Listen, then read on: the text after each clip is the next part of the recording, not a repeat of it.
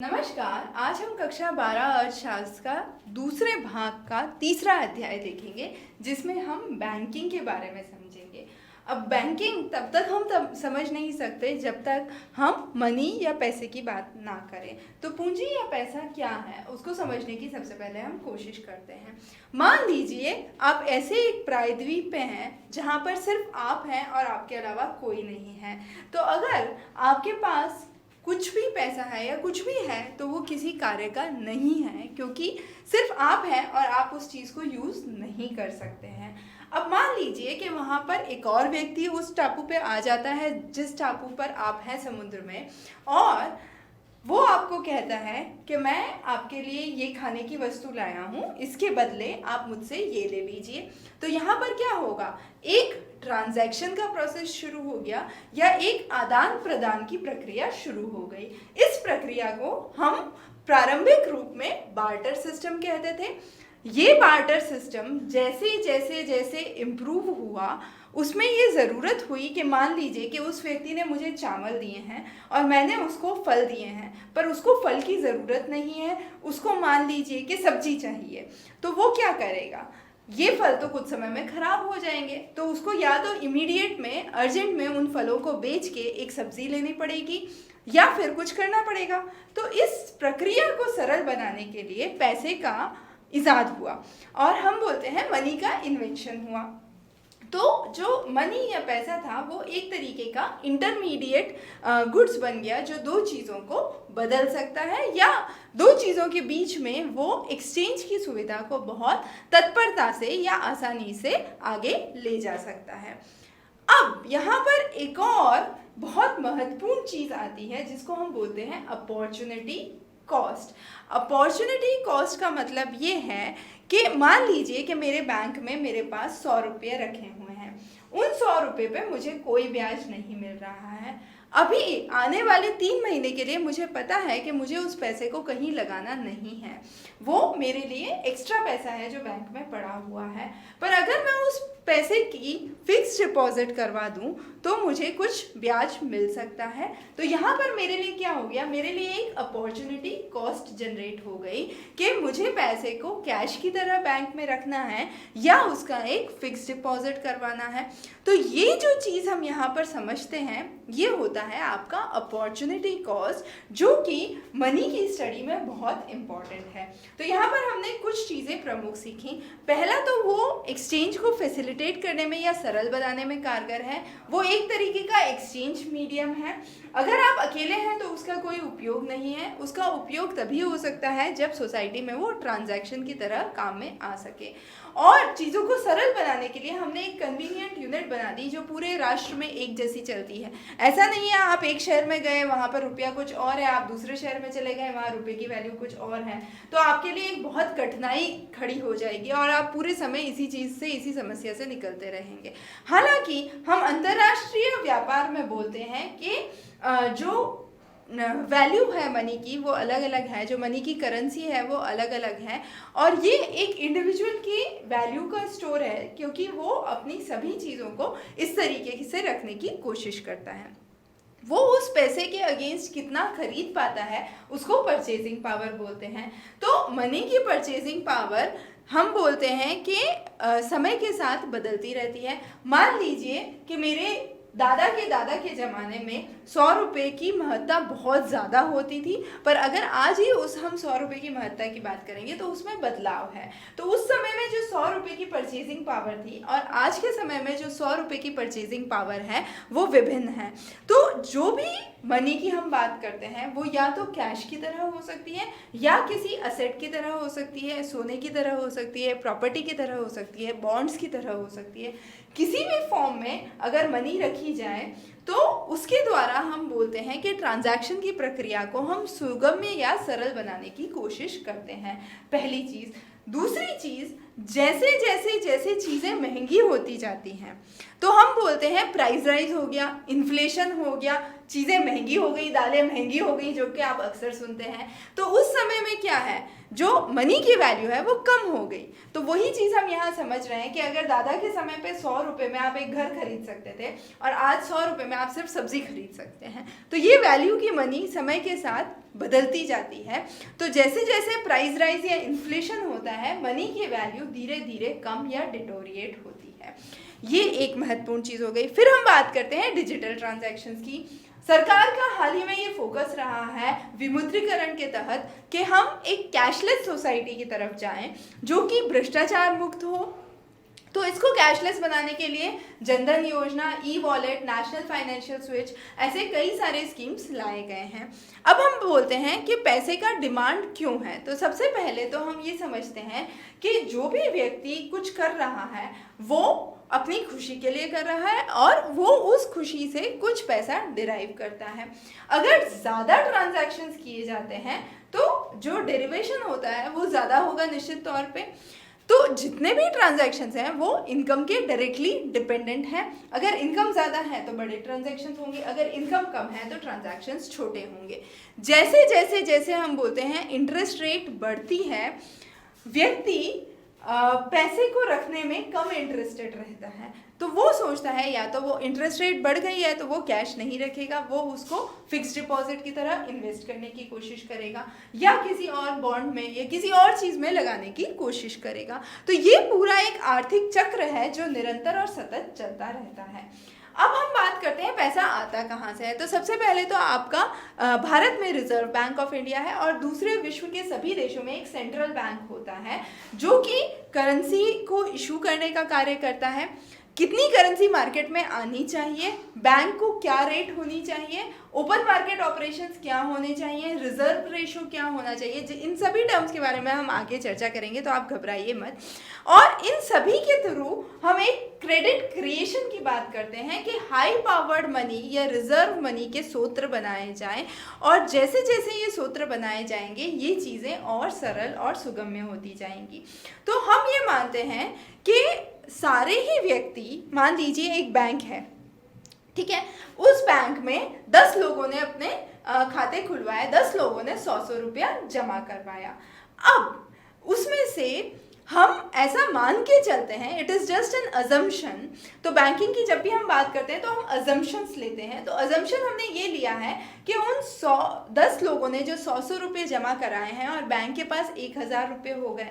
अब वो एक ही 10 के 10 व्यक्ति अचानक से उतना सारा पैसा तो बैंक से लेने नहीं आएंगे। तो बैंक क्या कर सकता है, यहाँ पर उन 10 व्यक्तियों से पैसा ले सकता है और एक लिटिल रिस्क ले सकता है और ये सोच सकता है कि मैं किसी व्यक्ति को 1000 रुपये तक का उधार दे सकता हूँ। पर यहाँ पर उधार 1000 रुपये तक का नहीं हो सकता। हर बैंक को अपना एक कैश रिजर्व रेशो मेंटेन करना होता है। ये कैश रिजर्व रेशो आप आरबीआई के साथ मेंटेन करते हो। तो मान लीजिए कि आरबीआई ने बोला है कि कैश रिजर्व रेशो या CRR 20% होना चाहिए। तो उस 1000 का 20% यानी कि 200 रुपया आप आरबीआई के साथ जमा रखेंगे तो आपके पास 800 रुपया बचा है। अब वो 800 रुपये को आप लोन पे दे सकते हैं या आप जिस व्यक्ति को ज़रूरत है आप उस व्यक्ति को वो पैसा उधार दे सकते हैं। अगर आप नहीं दे रहे हैं तो आपका बैंकिंग सिस्टम ढंग से कार्य नहीं कर रहा है। तो यही समझना बहुत ज़रूरी है कि बैंकिंग प्रक्रिया अच्छे से चल सके, इसलिए बैंक में पैसा जमा होना उतना ही ज़रूरी है जितना कि बैंक उधार दे पाए। तो तभी बैंक अच्छे रूप से कार्य कर पाते हैं। तो एक तो आपके सेंट्रल बैंक हो गए जो कि आरबीआई है, और ये जो हम बात कर रहे हैं ये सभी कॉमर्शियल बैंक्स के लिए लागू होती है। तो उसका मुख्य उद्देश्य ये है कि पब्लिक वहाँ पर खाता खोलती है या तो वहाँ से उधार लेती है या वहाँ पर जो एक्स्ट्रा पूंजी है वो जमा करती है। इसी जो म्यूचुअल एक्सचेंज है उसके द्वारा बैंक एक लेंडिंग प्रक्रिया चालू करता है कि बैंक उधार देने की रिस्क ले सकता है। अब बैंक 800 रुपये उधार देने की रिस्क ले सकता है तो वो 800 रुपये उसको उधार देगा, उसके ऊपर जो वो इंटरेस्ट चार्ज करेगा उससे वो बैंक अपने आप का प्रॉफिट जनरेट करेगा और दूसरी सभी एक्टिविटीज़ को, एक बैंकिंग अर्थव्यवस्था को आगे बढ़ाने में, फंड्स जनरेट करने में हेल्पफुल होगा। तो हमेशा जब भी हम बैंकिंग प्रक्रिया की बात करते हैं तो बैलेंस शीट बहुत ज़रूरी है। तो असेट और लायबिलिटी दो चीज़ होती हैं जो आपको यहाँ पर समझनी होंगी। असेट हमेशा लेफ्ट हैंड साइड की बैलेंस शीट में मेंटेन की जाती है और लायबिलिटीज़ हमेशा राइट हैंड साइड की बैलेंस शीट में मेंटेन होती हैं। असेट में हम दो चीज़ें बोलते हैं, एक तो बैंक जो लोन दे रहा है और एक बैंक के पास क्या रिजर्व्स हैं। तो जब भी हम बैंकिंग की बात करते हैं तो असेट में हम सभी फर्म्स की बात करते हैं। मान लीजिए कि बैंक की बिल्डिंग हो गई, बैंक का फर्नीचर हो गया, बैंक का लोन हो गया, तो वो सारे बैंक के असेट हो गए। और रिजर्व वो है जो उसने बॉन्ड्स की तरह, कैश की तरह या ट्रेजरी बिल्स की तरह रख रखे हैं, या जो पैसा उसने आरबीआई में सीआरआर की तरह रख रखा है, वो सारे बैंक के असेट हो गए। तो ये आपके रिजर्व हो गए। और रिजर्व और लोन दोनों चीज़ हमने यहाँ पर समझ ली। अब लायबिलिटी क्या होती है? लायबिलिटी वो है जो डिपॉजिट्स होते हैं, मतलब किसी भी फर्म की लायबिलिटी उसके ऋण है या डेब्ट्स हैं, या वो दूसरों को कितना ओ करता है, उसको दूसरों को कितना पैसा देना है।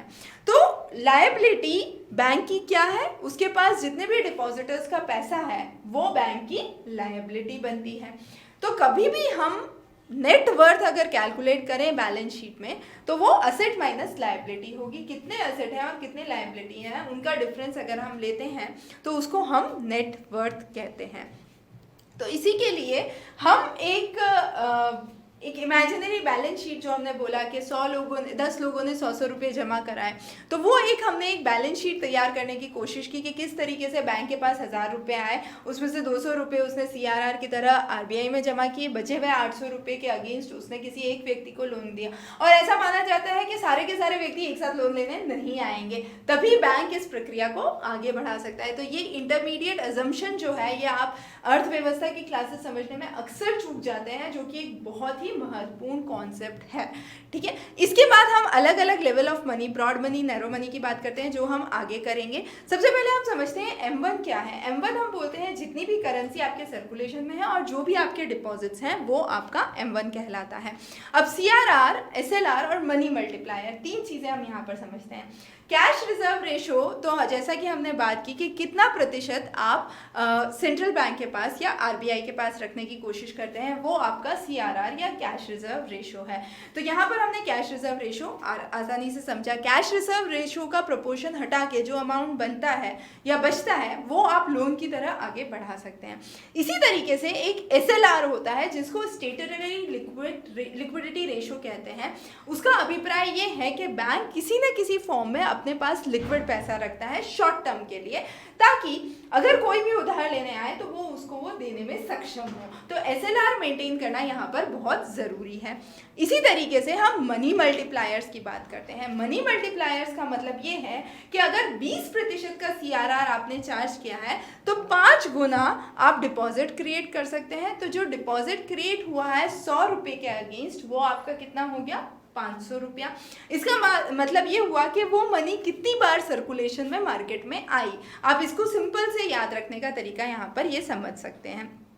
तो अगर 500 रुपया आपका मनी मल्टीप्लायर हो गया, तो इसका मतलब क्या हुआ? 500 रुपये के अगेंस्ट जब 20% निकाला तो 100 रुपया आपका निकला। तो 100 रुपया हटा के जो बचा हुआ 400 रुपया है, उसके ऊपर आप आराम से लोन दे सकते हैं। तो ये 3 टर्म्स हो गई आपकी, CRR, SLR और मनी मल्टीप्लायर।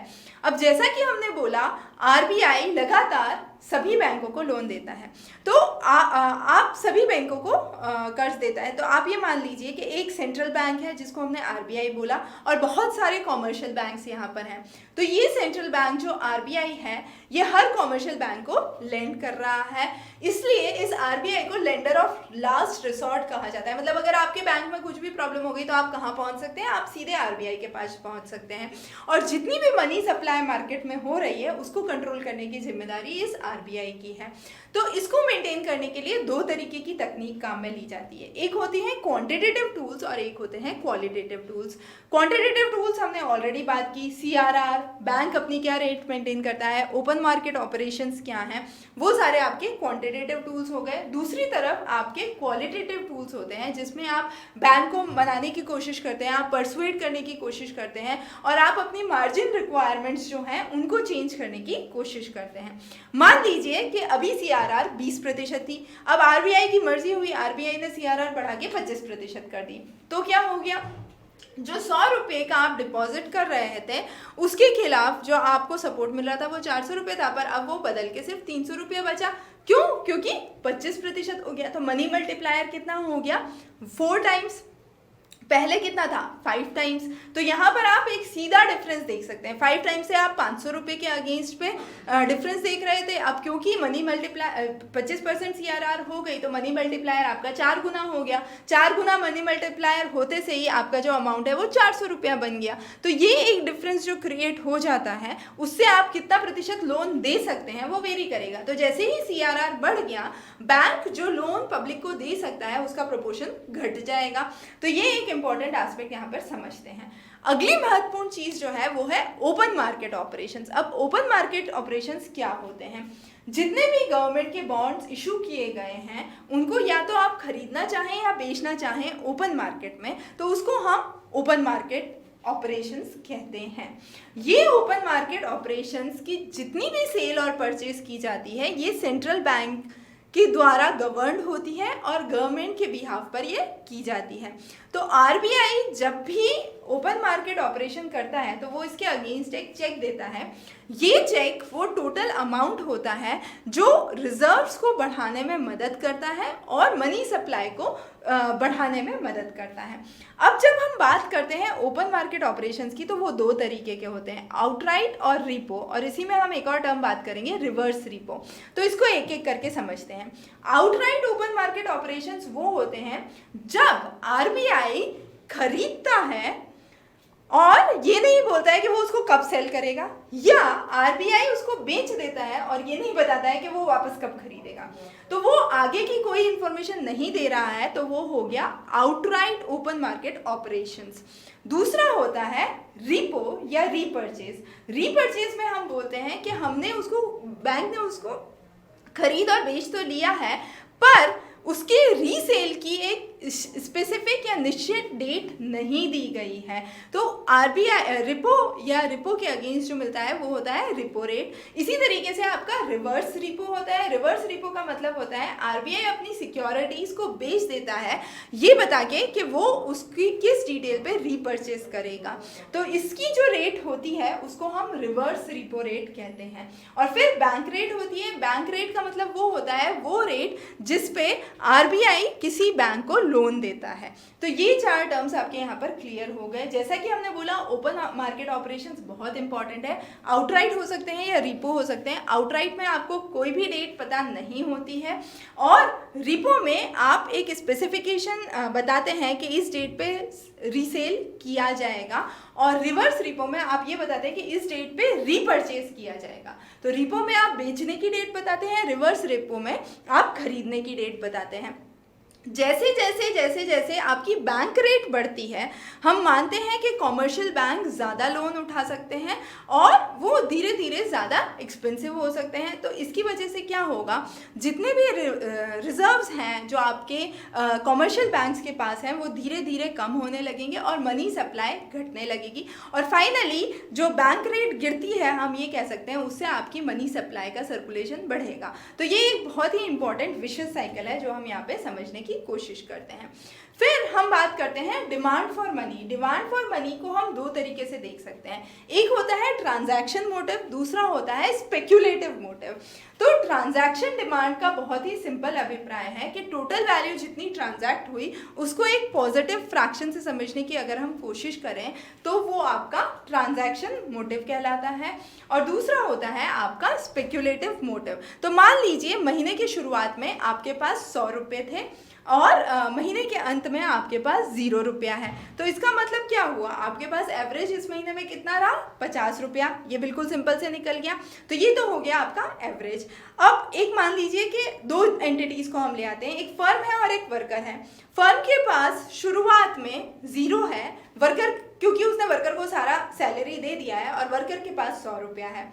अब धीरे धीरे इकोनॉमिक प्रोसेस में क्या होगा, वो वर्कर खर्च करेगा और वो 100 रुपया घूम फिर कर वापस उस इकोनॉमिक साइकिल से उस फर्म के पास आ जाएगा महीने के एंड में। तो महीने के एंड में क्या हो गया, हम ऐसा अजम्पशन मान सकते हैं कि फर्म के पास 100 रुपया आ गया और वर्कर के पास अब कुछ नहीं बचा क्योंकि उसने अपना सब कुछ खत्म कर दिया है, सैलरी सारी उसने अपनी खर्च कर दी है। तो ये एक साइकिल है जो इकोनॉमिक साइकिल ट्रांजैक्शन का चलता रहता है। पर इसी में वही कैश 2 बार हैंडल होता है तो इसकी डबल काउंटिंग की जाती है, या इसको हम बोलते हैं कि उस ट्रांजैक्शन को 2 बार काउंट किया गया। ऐसे ही ये तो हमने इसको एक बहुत सरल बनाने की कोशिश की है, पर जब रियल अर्थव्यवस्था को हम देखते हैं, जब हम अर्थव्यवस्था के प्रोसेस को सही में समझते हैं, तो ये ट्रांजैक्शन 2 बार नहीं होता, ये कई बार मल्टीपल्स में किया जाता है। और जितनी बार मनी सर्कुलेशन में आता है, एक हाथ से दूसरे हाथ जाता है, उसमें कितना ड्यूरेशन रहता है, उस पूरे को हम velocity of circulation of money कहते हैं, जो कि इस एग्जाम्पल में हम कह सकते हैं क्योंकि 2 बार हुआ तो 2 है, तो इसका इन्वर्स ऑफ हाफ जो हम इसको कहते हैं वो माना गया है वेलोसिटी। तो यहाँ पर जो ratio of money balance to the value of transactions हम निकालने की कोशिश करते हैं। तो वेलोसिटी ऑफ मनी जो हम कहते हैं वो एक टाइम डायमेंशन है, वो टाइम के साथ वेरी करता है और टाइम पीरियड में कितनी बार ट्रांजैक्शंस हुए हैं उस पर ये डिपेंड करता है। तो जब भी हम किसी भी अर्थव्यवस्था का समष्टि अर्थशास्त्र या मैक्रो इकोनॉमिक्स में अर्थव्यवस्था को समझते हैं तो उसमें हम नॉमिनल जीडीपी को समझते हैं, और नॉमिनल जीडीपी का ये मतलब है कि किस तरीके से वैल्यू ऑफ ट्रांजैक्शंस धीरे धीरे इंप्रूव हो रहे हैं। दूसरा हम बोलते हैं स्पेक्यूलेटिव। स्पेक्यूलेटिव का मतलब ये होता है कि एक व्यक्ति है वो पैसा किसी ना किसी फॉर्म में तो रखेगा, तो या तो वो प्रॉपर्टी हो सकती है, बुलियन हो सकते हैं, बॉन्ड्स हो सकते हैं, तो ये सारे प्रोमिसेस हैं जो आप फ्यूचर स्ट्रीम्स में फुलफिल करने की कोशिश कर रहे हैं। आप ऐसा मानते हैं कि कुछ समय के बाद इन चीज़ों को आप कंप्लीट कर लेंगे। तो कभी भी अगर कोई कॉम्पिटिटिव बिडिंग की जाती है बॉन्ड की, तो उसको आप प्रेजेंट वैल्यू के कंपैरिजन में लेने की कोशिश करते हैं। अगर जो वैल्यू है वो प्रेजेंट वैल्यू से बढ़ जाती है तो बॉन्ड कम अट्रैक्टिव हो जाते हैं और व्यक्ति अपना पैसा सेविंग अकाउंट में रखने को प्रेफर करेंगे।